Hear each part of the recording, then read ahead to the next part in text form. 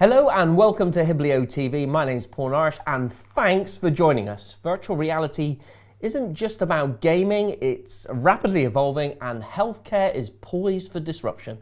I'm excited to be talking to Nick Perez from PatientVR. We'll get an insight into his pioneering work at Torbay Hospital that's helping improve clinicians' understanding of what it's really like to be the patient.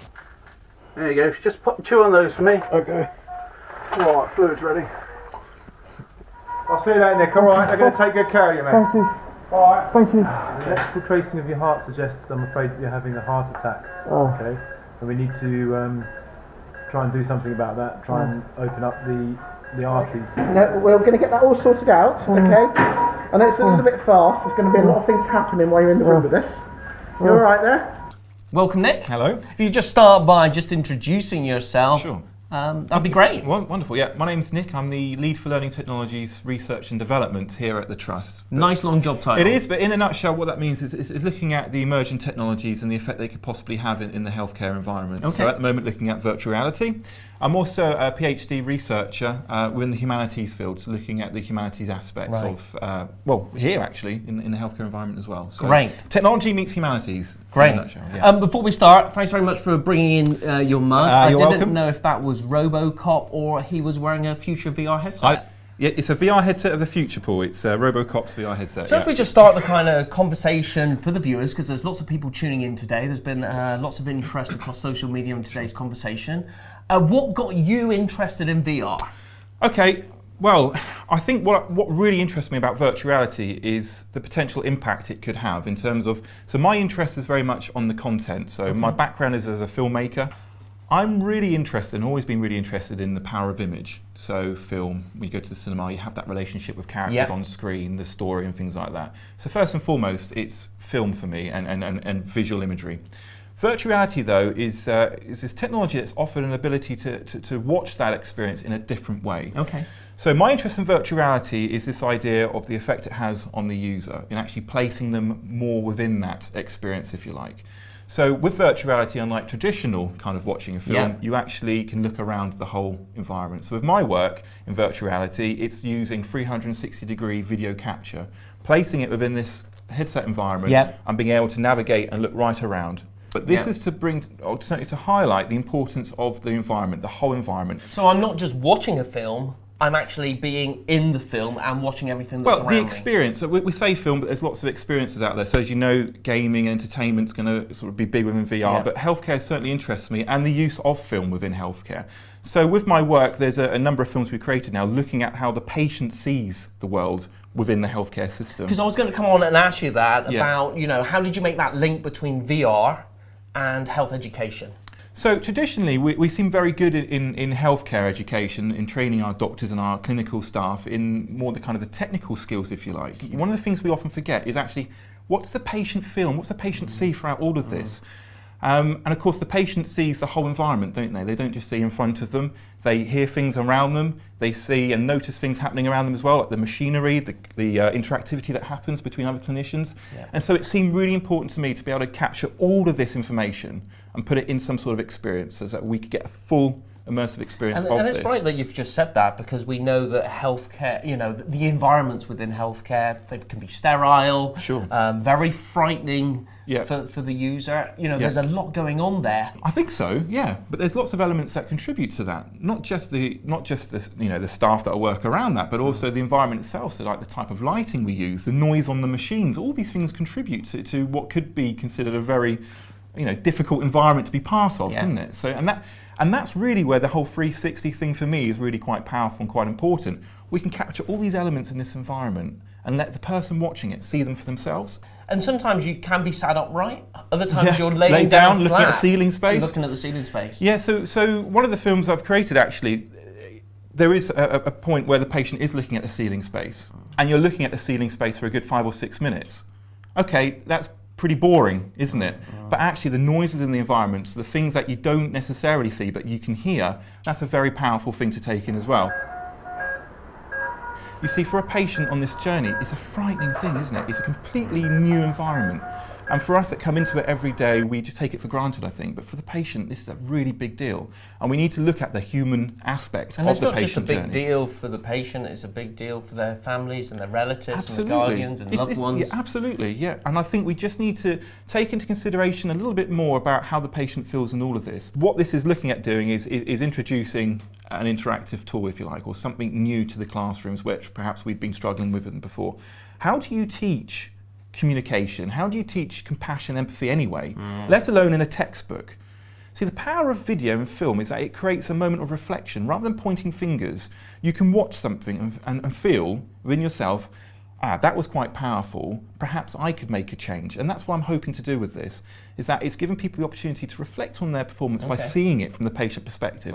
Okay, so one of the questions is, I'm playing devil's advocate on the sidelines. Yeah, sure. Why do this in 360? You know, there's traditional training. Absolutely. Why do it in 360? So, with everything, with the research, you've been looking at the traditional methods, so you know, filming in standard, but the 360 environment is quite promising in the sense that, like I said earlier on, it's about capturing the whole environment, and that's really important because a patient will look around the environment, they will notice something happening over here, but also you can imagine the clinicians that are watching it in 360, they can start noticing things that they perhaps wouldn't do in standard view as well. Right. So the way a piece of machinery is positioned within that room, that's a bit close, or that noise is really, you know, frightening me over there.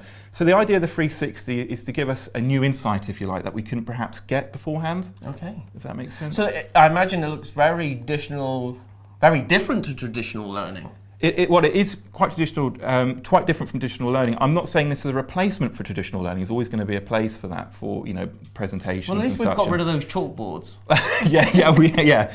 But what it's looking at doing is actually introducing a new interactive tool to give an insight to the patient perspective. And you've bought some. I've got some equipment here, absolutely. And you wanted me to have a go. I do, because there's nothing quite like than trying it yourself, especially with VR. So I'll take these off. Is it this one I'm trying on? If you pop this on, Now, if you look around, you will notice the whole environment. So what you're looking at actually is a theatre at the moment. Okay. Okay, and there's people talking within that theatre and communicating. Yeah, I can. So if you have a look around, so you can look left and right and up and down, in fact, you'll see that whole surgical theatre mapped out. Yeah. And you'll also see conversations and interactions going on in the whole environment there. Yep. So this is an experience we're currently using on one of our courses to help better teach and understand interaction and communication in the theatre environment. So if you had headphones on as well, you'd also hear conversations as you turned around, noises of the machinery. In fact, there's music also playing in the background. So all these factors that really contribute to the experience and where we could actually start kind of ciphering off what's having an effect and what's not. If that makes sense. There I was looking. Yeah.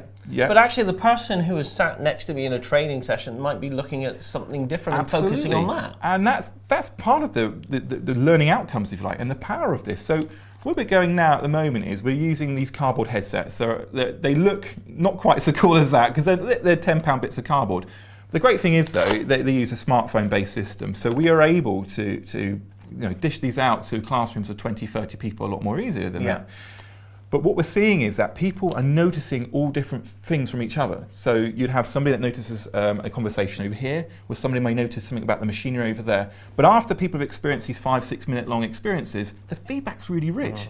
Did you notice that? Did you see that? Or how did that feel for you? And you've bought a picture as well of the clinicians. Yeah, we're going to share it now, aren't we? Yeah, okay. So you'll notice from some of these keywords, this is the feedback we've had. I mean, look at those keywords. How, as a human factors kind of perspective, look at it. So you've got isolated on there, reflective, they're confused, but it's engaging. So these are really important words we need to be considering for the patient in this environment that perhaps we haven't been as much as we could do with this technology. So the reaction's been really good from the staff at your NHS Trust, because that's where you work. You work in an NHS Trust. How have the clinicians reacted to this kind of education?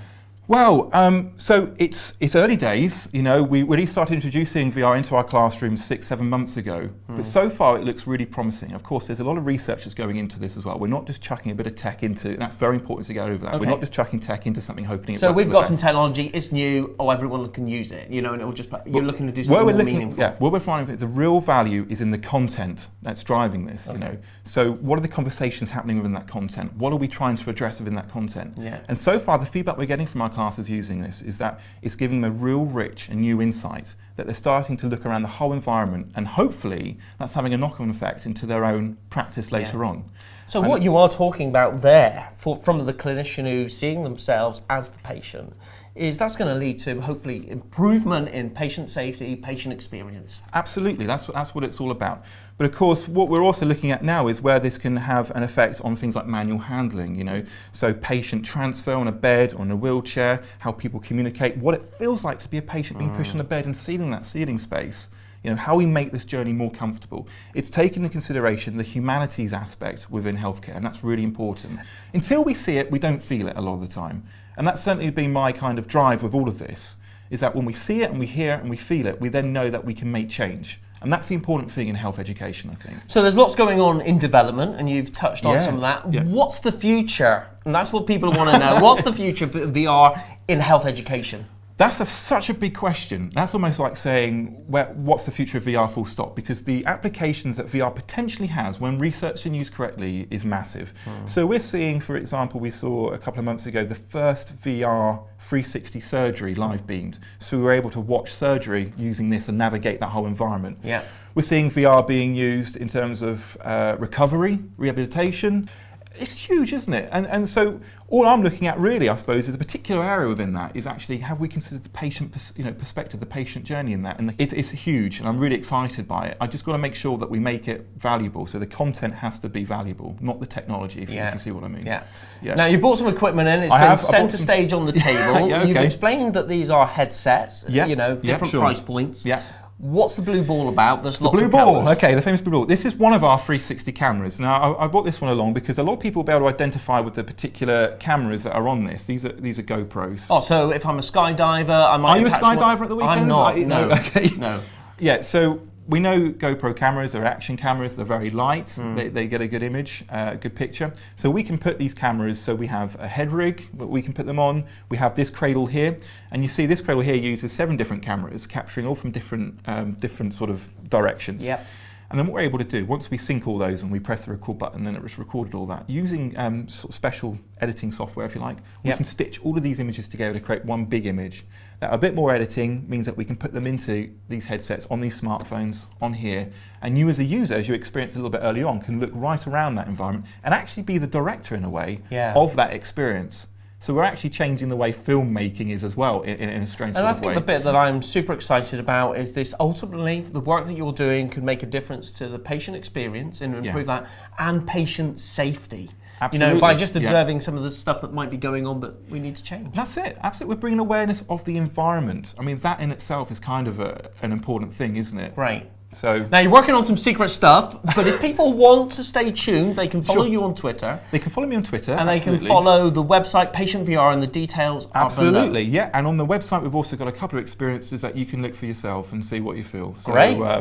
My thanks to my guest Nick Perez for popping into the studio. For further information about today's conversation, please follow the links accompanying this broadcast. I'm Paul Norris. This is Hiblio TV, and thanks for watching.